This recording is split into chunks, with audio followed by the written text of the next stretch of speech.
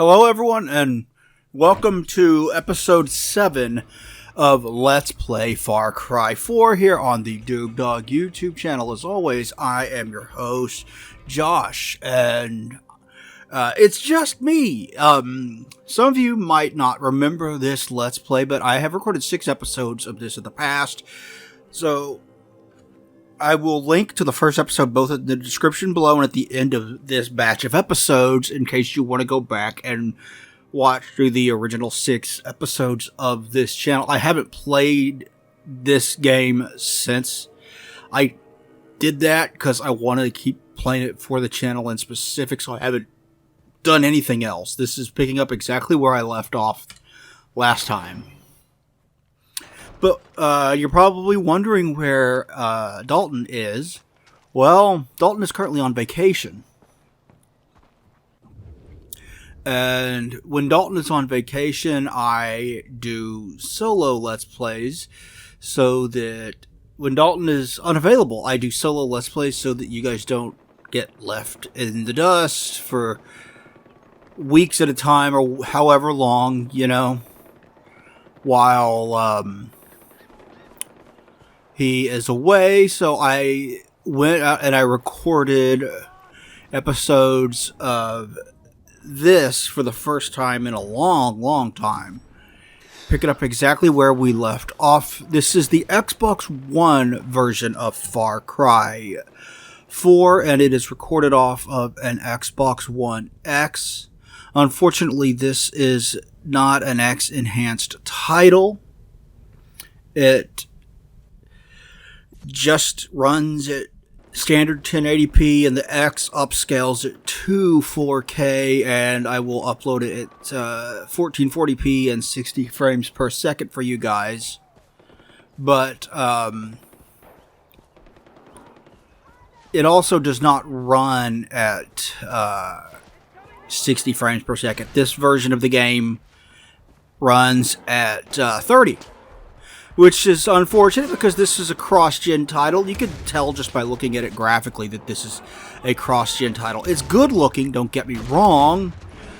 But I mean, there are much better looking games on the PlayStation 4 and Xbox One than Far Cry 4, to be sure. It's fairly apparent just by looking at it that it's a cross-gen title, at least in my opinion. And like I said, don't get me wrong, it's still a good-looking game. But yeah, I recorded 2 series while Dalton was on vacation. One of them, this is one of them, and I recorded 6 episodes of this. And here I recorded a bunch more stuff for this. So you're going to get several episodes of this before we get back to Fear. Hope you guys don't mind. We will get back to Fear 2 sometime after Dalton gets home, so trust me on that one. We will get back to it, and we will continue playing it. But, for now, you'll get some episodes of this. And I hope you guys enjoy. And I am doing the same thing that I did in the past episodes, where I am post-commentating this. The other, I already recorded this gameplay, and I am recording the commentary now, after I played through the game, and I recorded way too much of this game because I was just having fun with it. That, and you'll see something towards the end of this where I got stuck on one part, and I was trying to do it a stupid way, and I got into, you know, you get into one of those moods where you get determined, I am going to do it this way come hell or high water, because now I'm angry, you know? That was me playing this game last night, and the other one was The Elder Scrolls 4 Oblivion. I did 3 episodes of that, and unfortunately I lost my save file for that one. So, we're gonna have to, if I want to continue that one, and I would like to do more of that one, I'm going to have to start a new character. And, try to make him the same basic character that he was, and get back to where I left off when I was playing the game, things like that. You know, gonna kind of be a pain in the neck to get back to where I was and start recording that again. But hey, I can record it in a higher resolution now. Back when I first started this Let's Play, I didn't have a 4K capture device. So the highest I had a Elgato HD 60 Pro, which lets me capture at 1080p and 60 frames per second if I wanted to. Now I've got an Elgato 4K 60 Pro, which lets me capture at 4K and 60 frames per second. It's very nice, and the footage, I mean, you're seeing it. It looks very, very good. But that was, Oblivion was the PC version of the game, and I just lost my save file, and I need to just bite the bullet and reinstall it and get back to where I was so I can play more of that for y'all at some point in the future. And here I am struggling with the controls. Because I haven't played this in a long time, I changed over to these, and I couldn't remember how to get back to my machine gun and my shotgun. I did eventually figure it out, but you get to see me be an idiot here for a little bit. But I could continue playing Oblivion at 1440p. When I first played it back then, I had monitors that were 1080p. Now I've got monitors that are 1440p, and I can record PC gameplay at that resolution natively. So I can go back to Oblivion and record it at an even higher resolution. Not that it's going to matter all that much with Oblivion.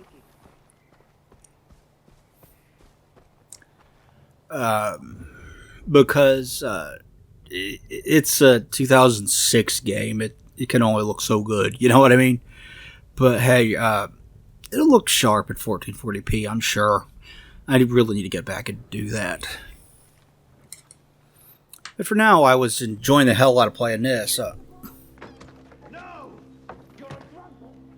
I would not want to walk in there right now. What are they arguing about? Pagan Min soldiers are about to attack one of our camps. Amida thinks our priority should be the information the fighters have gathered. Sabal thinks saving our people is more important. How long have they been at it? Long enough. The argument never changes and their positions never move. I don't want to bother you, but... Yeah, that's me, Ajay Gale. Right? Yeah, I didn't turn off my air conditioner. I didn't do it on purpose, because otherwise it will get very, very warm in here, and I have to record for a long time in order to get audio for this. So stick with. You can see jaggies and shit there. Like, now you see what Pagan has done to this country. You are the sun. You wouldn't see the rougher edges, like the hanging things there on the side, stuff like that, on a game built from the ground up for this generation of consoles. That's how you could tell this. That's one of the ways you could tell this was definitely a cross-gen game. Hey, it did run better and look sharper on the Xbox One and the PlayStation. This is about lives. We don't act people who die. This is about war. We need that intel. We're talking about soldiers we can use. Remember what you said about DARPA? And if I had a choice between DARPA and the intelligence, I choose the intel.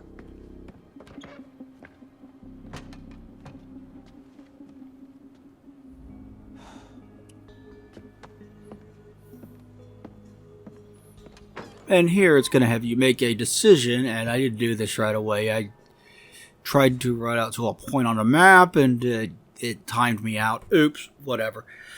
Okay, so some exciting, I guess, site news. If you've been paying attention to the Doomdog gameplay channel, the one where I just upload raw gameplay, then you probably noticed that I have chosen the next game that I'm going to do a critique on, and that is Resistance Fall of Man, which was a launch title for the PlayStation 3. It was from Insomniac Games, who created Spyro the Dragon back on the PlayStation 1 and Ratchet and Clank on the PlayStation 2, and they did Resistance and Ratchet on the PlayStation 3, and then Spider-Man on the PlayStation 4, and they did Miles Morales for the PlayStation 5. So they have a long history of making very, very good games. And I remember when it came out, people thought it was kind of strange that they were going from platform to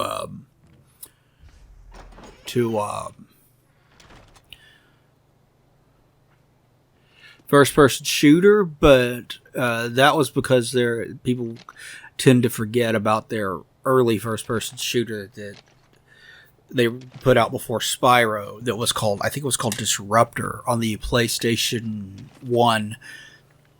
They had a first-person shooter called Disruptor. I haven't played it. I don't know how it is, but I have played Resistance Fall of Man probably at least 3 times through. Like once single player, once co-op, and then a third time on my current PlayStation 3. And now I'm playing through it again. So it's a game that I knew I liked, and I remember liking a hell of a lot back in the day, and I had not played it in over a decade, so I was looking forward to playing through it again. And I gotta say, I'm near the end of it now, and I have thoroughly enjoyed every single second of it. It really is a great first-person shooter. And the reason I chose Resistance Fall of Man is because it like, if you've watched through my Halo reviews, you will note that Halo never quite did everything I'd like to see in a single player or a console first person shooter.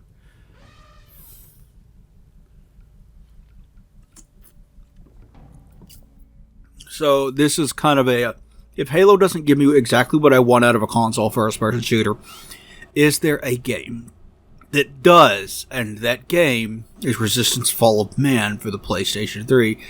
An excellent first-person shooter that I highly recommend. If you have not played it, I like it a lot.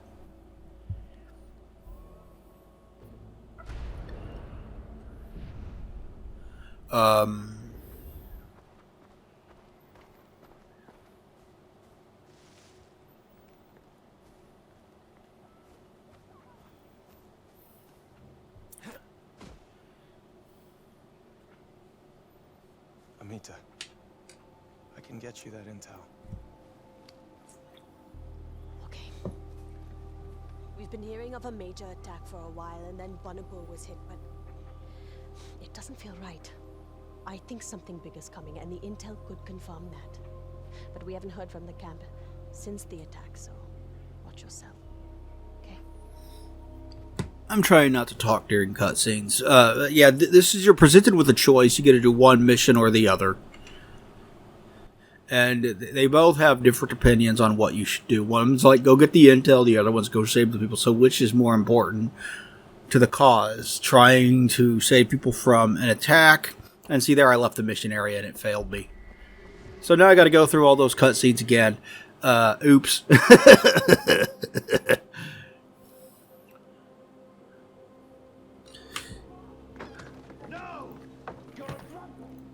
I would not want to walk in there right now.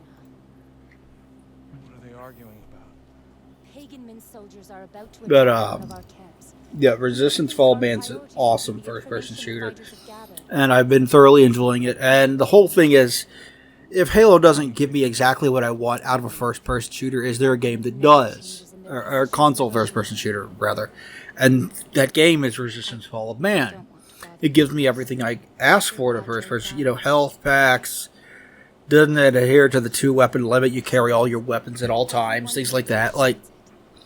And besides that, it's just a genuinely fun game. There's some decent enemy AI in it. You go through intense fights with, large hordes of enemies. There's good variety in the enemies. There's some pretty cool level design, the weapons are really cool, which if you played Ratchet and Clank, you should expect that, because that's one of the standout features of the Ratchet and Clank franchise, is how cool its weapons are. So I'm looking forward to talking about that. And at this point, I almost have it beaten. Like, next time I sit down and play and record, I'm almost certainly going to beat it, because I think I've only got 2 levels left. It probably won't even take me an hour. So we're looking at 9 to 10 hours, roughly, of game, which is a decent length for a first-person shooter. It's a decent length for a campaign. And first-timers, if you are... when you don't know which weapon works better against what enemies and how to properly utilize the weapons and stuff like that, you probably are going to take a little longer to get through it. But it's also got a co-op mode, and it's got reasons to replay it. There's difficulty options in Intel defined. There's different difficult settings. There's Intel defined. There is cutscene.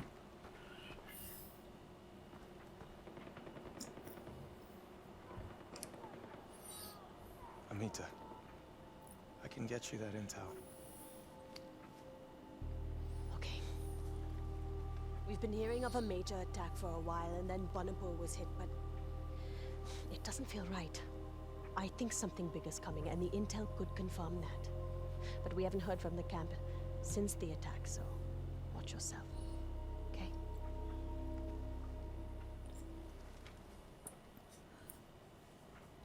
As far as I understand it, this will actually shape this game's story, what you choose here.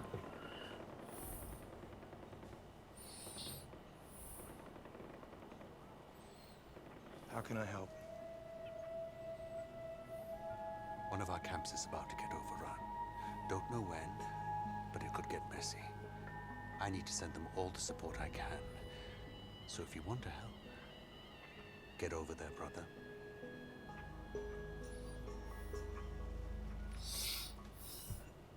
I wind up choosing the Intel here, but when you replay it, when you beat it after you've beaten it once and you go back to play through Resistance Fall of Man a second time, you actually get access to some cool weapons that you didn't get the first time around, which is a nice little added reason to replay it. Unfortunately, the servers are shut down because it had some pretty cool, pretty fun multiplayer with up to 40 players, which was unprecedented at the time. You know, up to 40 players on a map at any given time on a console.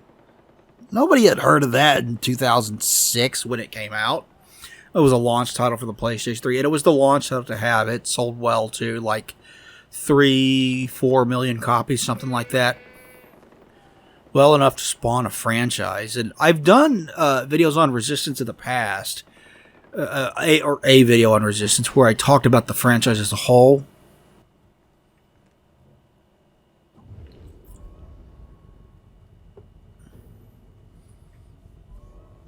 I talked about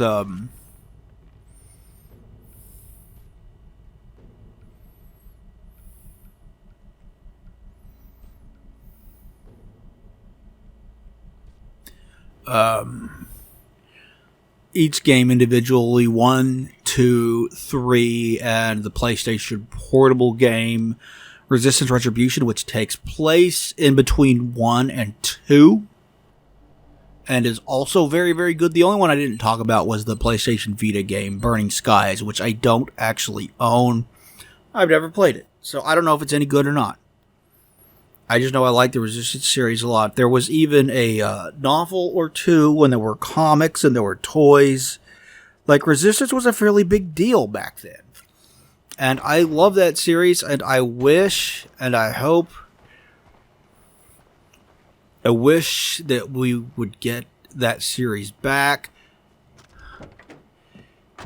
Either in the form of a new game or a remaster. Like, come on, Ubisoft, fucking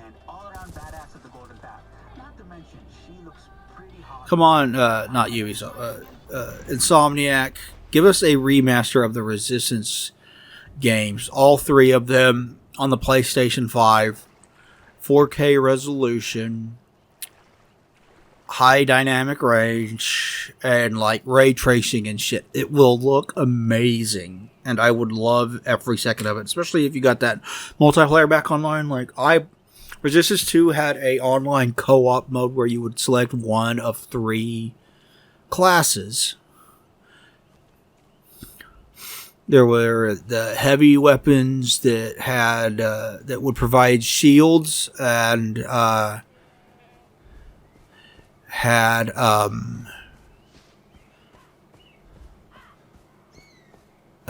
what are they called? God damn it.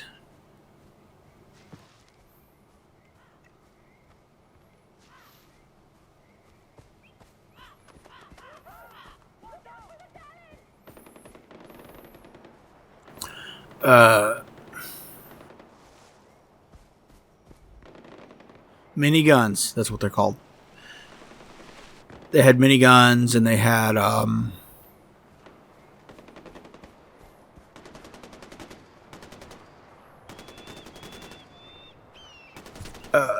then you had the scout, who had a less powerful weapon but would provide ammo for everyone.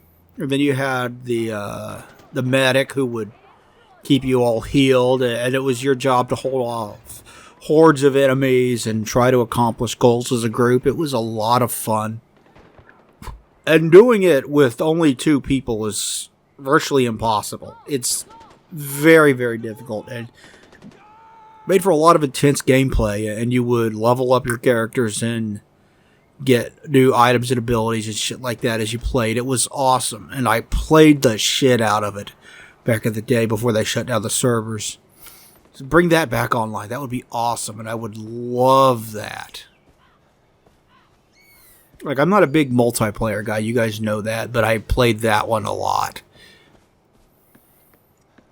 So I hope you guys are looking forward to a critique of Resistance Fall of Man for the PlayStation 3, because that is coming, and it should be a lot of fun, and that'll be my first big critique video of this year, and I don't know what I'm going to do after that, but that'll be fun.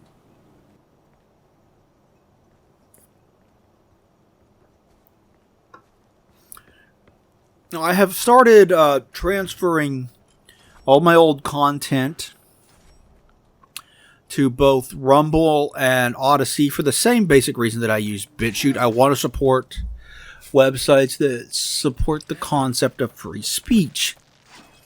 I want to support websites where I'm not going to have my content censored or anything like that. So I am currently uploading all of the content that from when this channel was called Digital Delirium to it. So if you guys are interested in going back through that, watching all the old content from back then, that is a thing that you could do on those channels. I'll make sure I leave links in the description below for you guys to go and watch those. As of recording this, I am very, very close to the point where I started doing Let's Plays. And the very first one I did, I don't know if you guys remember or not, but the very first Let's Play that I did was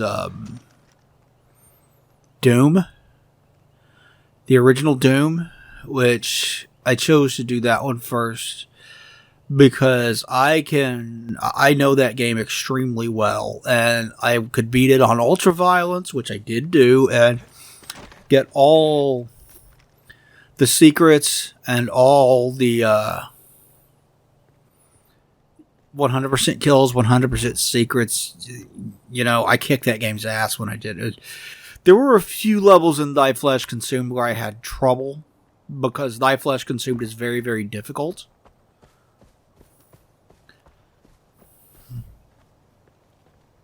But overall, that was fun. And it's a rough Let's Play. Like, I do much better now than I did back then. But if you guys are interested in following back through everything that I've done, it will all be going up. At first, I saw this shadow and I thought it was a cave. I will be going back through and uploading everything that I have.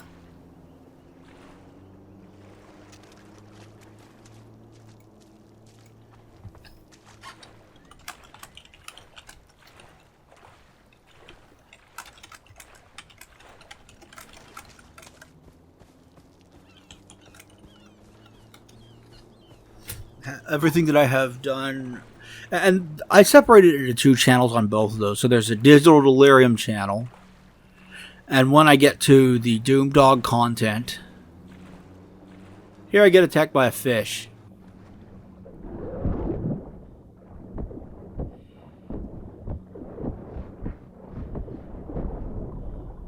The Doom Dog content, when I get to that, I'll switch over to the Doom Dog YouTube channel, and yeah, there's a crashed plane down here. And I will start uploading that to a Doom Dog channel over there, and when I get to that, I'll make sure I get a link to that too, so you guys can check that out. But for now, yeah, Digital Delirium, uploading all the content from that to there, and it's going to take a while because there's quite a bit of it. I'm trying to stick to about 3 videos per day for you guys.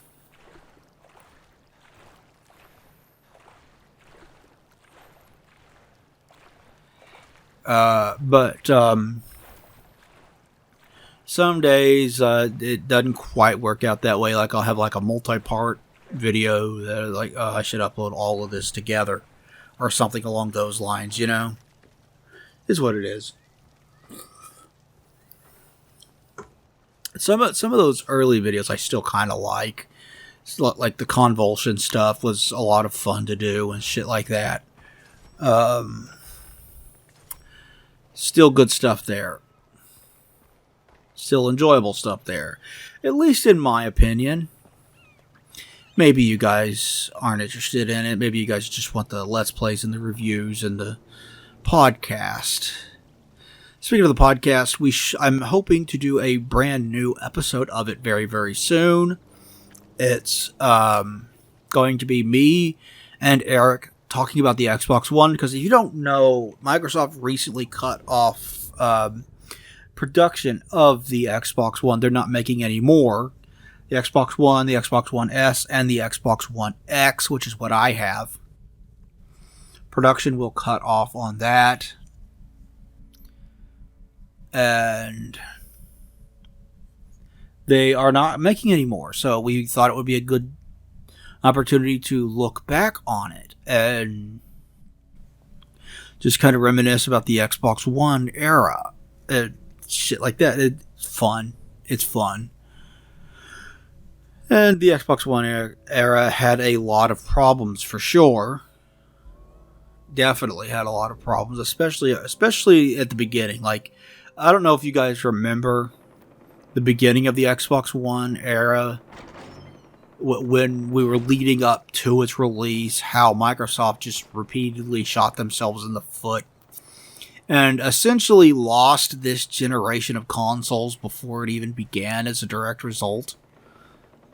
And after that, they kind of became known as the console that didn't have any games, which is partially due to people being disappointed with the direction Halo took with 5. And if you're interested in why people didn't like Halo 5, you could check out my video review on Halo 5. And I go into great detail on problems with the story and expectations that they set and shit like that.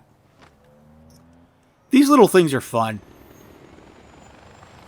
I like flying these little things.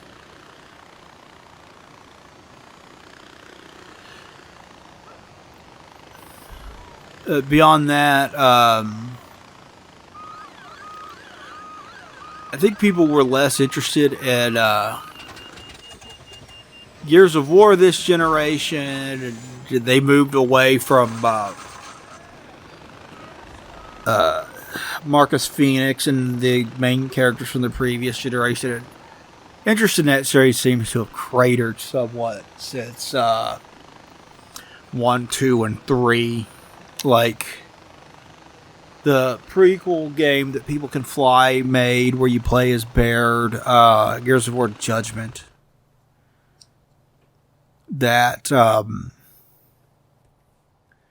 had its own problems. People didn't seem too interested in that one as a whole, and it's not remembered for much aside from being gorgeous. And I, having played it myself, I kind of get why, because the single player is basically just horde mode over and over again. You take up a position. It's like you take up a position,